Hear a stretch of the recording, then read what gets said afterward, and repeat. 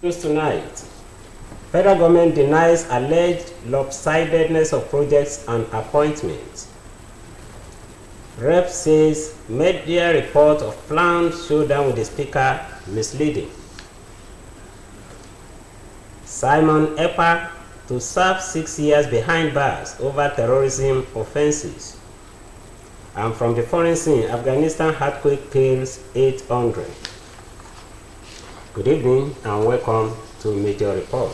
I am Kayode Adebayo. The federal government has said that President Bola Tinubu's administration has been fair to the 6 geopolitical zones in the distribution of federal government projects, appointments, and opportunities.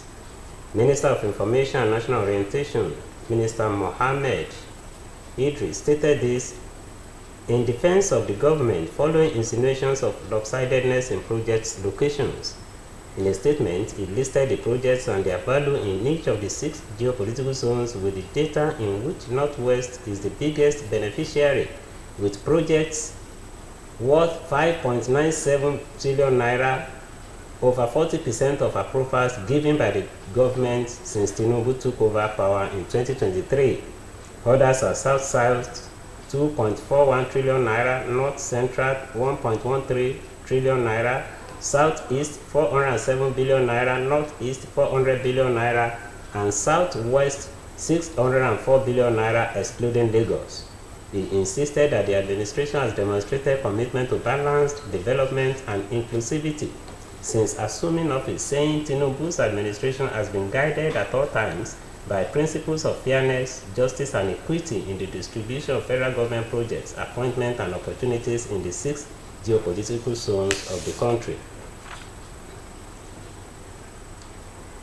The House of Representatives has denied an alleged plot against the Speaker, Abbas Tajuddin, over delays in constituency project funding, describing the claims as misleading and based on informal conversations taken out of context.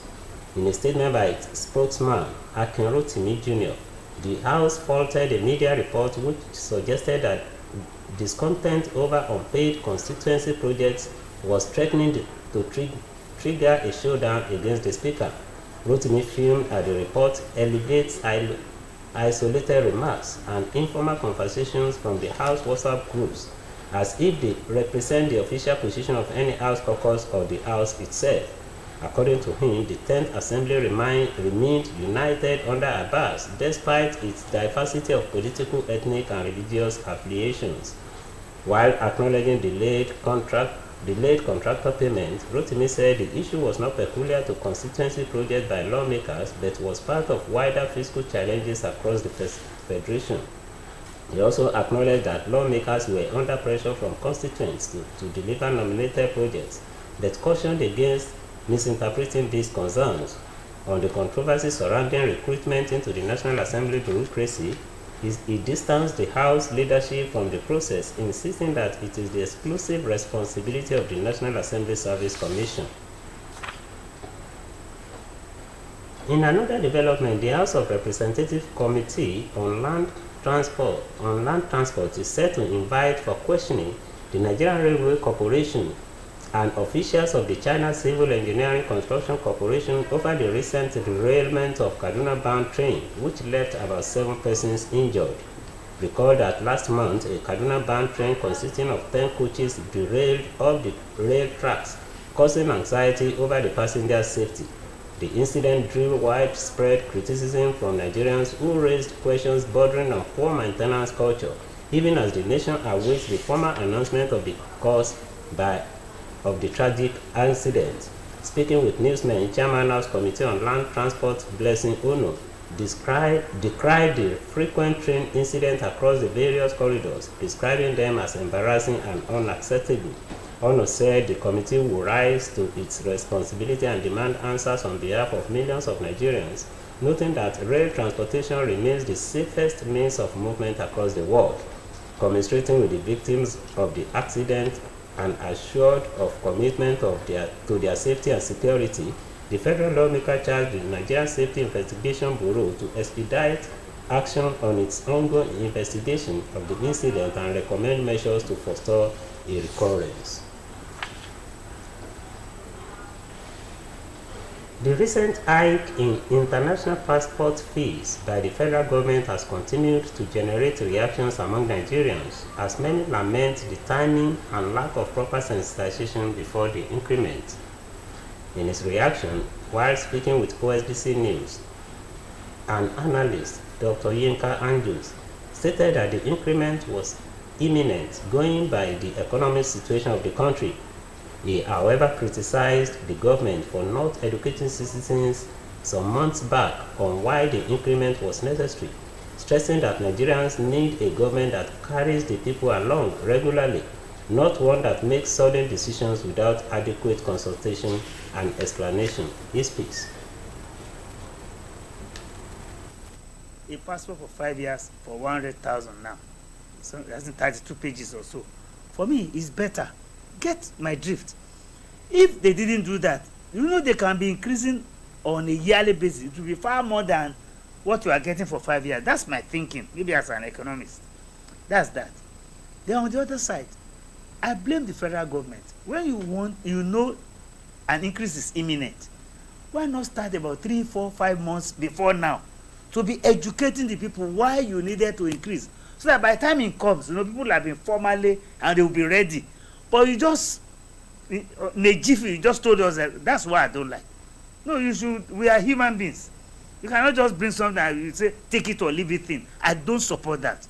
However, that things will go high, especially things as luxurious. That's what I want to say as passport. We should expect it. But they should have told us, they should have prepared our minds.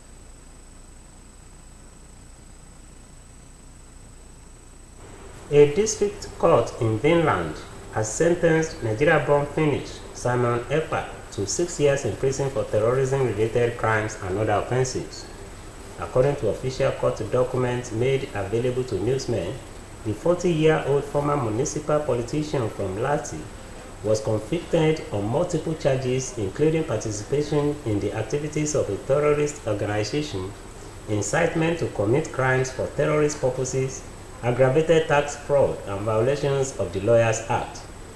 According to the judgment, EPA attempted to promote the independence of the so-called Biafra region in southeastern Nigeria through illegal means by using social media to gain a politically influential position, and took advantage of the confusion within the key separatist movement in Nigeria to play a significant role. The court also found that EPA was instrumental in founding and developing the separatist movement into a more organized structure, working alongside others. Although Simon Ekpa denied the charges during the trial conducted over 12 sessions, with a panel of 3 judges unanimously delivering the verdict. Meanwhile, the federal government has welcomed the conviction and 6-year jail sentence handed to Simon Ekpa by a Finnish court. The Finnish district court found Ekpa guilty of a string of offenses, including participation in a terrorist group, incitement to commit crimes for terrorist purposes, aggravated tax fraud, and breaches of the Lawyers Act. Reacting on his official X account, the Minister of Information and National Orientation, Mohammed Idris, described the ruling as a major victory for the Nigerian people in the collective fight against terror.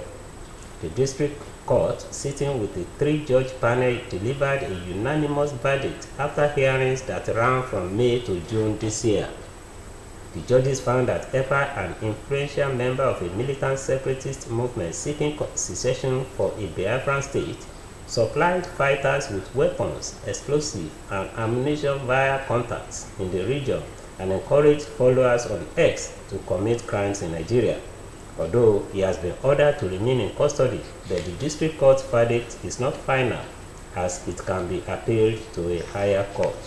Ekpa was arrested in December last year after Finnish authorities accused him of spreading separatist propaganda and inciting violence through social media. The Nigerian Association of Resident Doctors has issued a fresh 10-day ultimatum to the federal government and other relevant authorities, warning of an imminent nationwide strike if its outstanding demands are not addressed. The resolution was contained in a communique signed by NAD President Dr. Tope Osundara, General Secretary Dr. Oluwasola Odunbaku, and Publicity and Social Secretary Dr. Omoa Amobi, following an extraordinary National Executive Council (ENEC) meeting held virtually. The association recalled that it had earlier given a 3-week ultimatum in July before extending the deadline by another 3 weeks to allow for further dialogue with stakeholders. However, it expressed disappointment that the government has yet to fulfill its promises, as many resident doctors are still unpaid for their 2025 medical residency training fund. It also decried the failure to settle 5 months arrears from the 25-35% consolidated medical salary structure review, along with other long-standing salary arrears. The doctors further condemned the non-payment of the 2024 accoutrement allowance, as well as what they described as the unjust downgrading of membership certificates of the West African College of Physicians and Surgeons by the Medical and Dental Council of Nigeria, while commending states that have paid the 2025 MRTF. The ENEC demanded immediate action from the federal government and the state governors. A philanthropist and politician, Prince Adeleke, has declared his intention to represent the people of Ifelodun, Borupe, and Odo Federal Constituency in the House of Representatives at the 2027 general election under the platform of the People's Democratic Party. Prince Abiodun made his intention known at a meeting with the leaders and members of the PDP in the Ifelodun, Borupe, Odo Federal Constituency held in Okoku. OSBC reporter Oluchi Amuda has the details. Of an astute politician and philanthropist for excellence, Prince Adeleke, which took off from Iragbiji, headquarters of Borupe local government area of Osun State, received a rousing welcome from the leaders and members of the People's Democratic Party in Ifelodun, Borupe Odo Federal Constituency when it arrived at Okuku for a town hall meeting.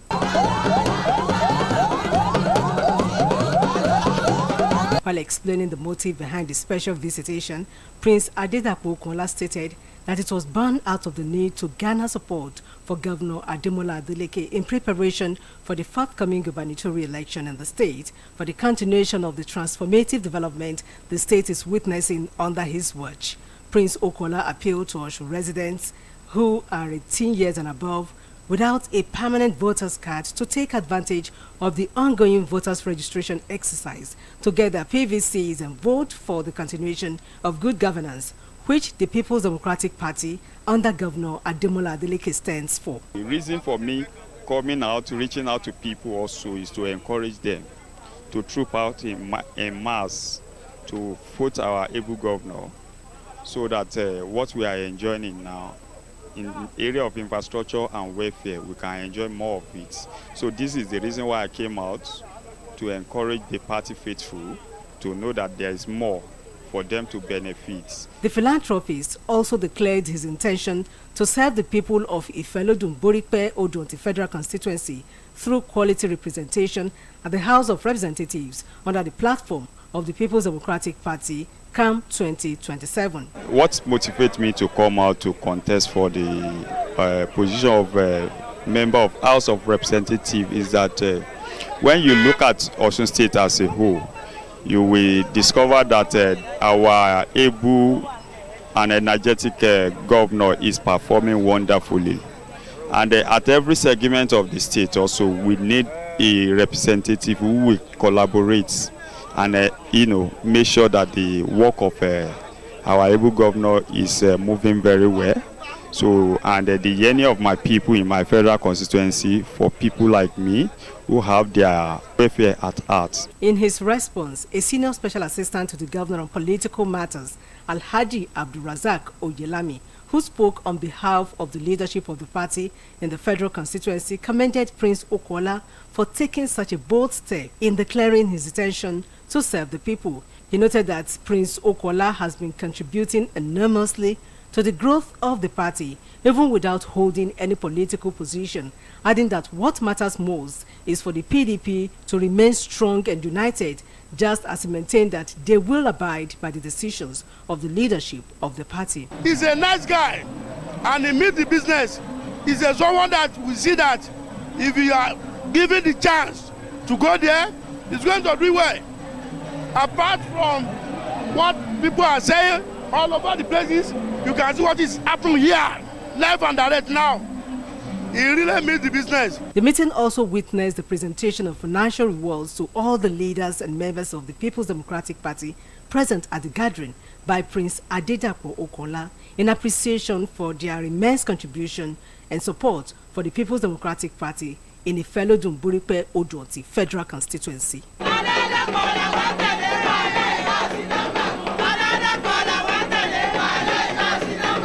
Oluchi Amuda, OSBC News. You are welcome to our sports segment.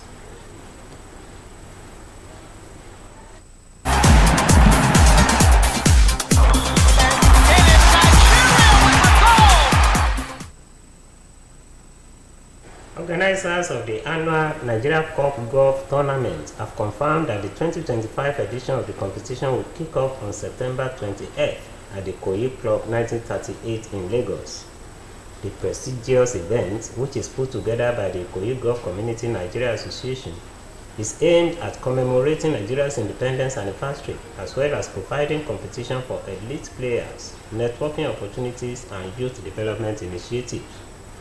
Chairman of the organizing committee, Wale Onaolapo, stated that the Nigerian Cup is more than a tournament as it is a national celebration of unity, excellence, and sportsmanship. The prestigious tournament will attract top golfers, corporate partners, and enthusiasts of the sport from across the country. The competition, which will span over the course of the week, will feature tournaments for professionals, men, women, and children, with hundreds of golfers expected to take part in the various categories throughout the week. And from the foreign scene, the 6.0 magnitude quake has hit towns in the province of Kuna near the city of Jalalabad in neighboring Nanga province in Afghanistan, causing extensive damage. According to the U.S. Geological Survey, the quake was centered 27 kilometers east-northeast of the city of Jalalabad in the Nangarhar province and was 8 kilometers deep. Footage showed rescuers taking injured people on stretchers to the collapsed buildings and into the helicopters as people frantically dug through rubble with their hands. A Taliban government spokesman, Zabihullah Mujahid, said at a press conference that the death toll had risen to 800 with 2,500 injured, adding that most of the casualties were in Kuna province. Buildings in Afghanistan tend to be low-rise constructions, most of the concrete and brick, with homes in rural and outlying areas made from mud bricks and wood, while many are of the poor construction. A resident in Noga district, one of the worst affected areas in Kuna, said nearly the entire village was destroyed. It will be recorded that a magnitude of 6.3 earthquake struck Afghanistan in 2023, followed by a strong aftershocks, while the Taliban government estimated at least 4,000 people perished in that quake. And with that report from the foreign scene, we end our major report on OSBC TV tonight. I am Kayode Adebayo. Thanks for watching. Good night.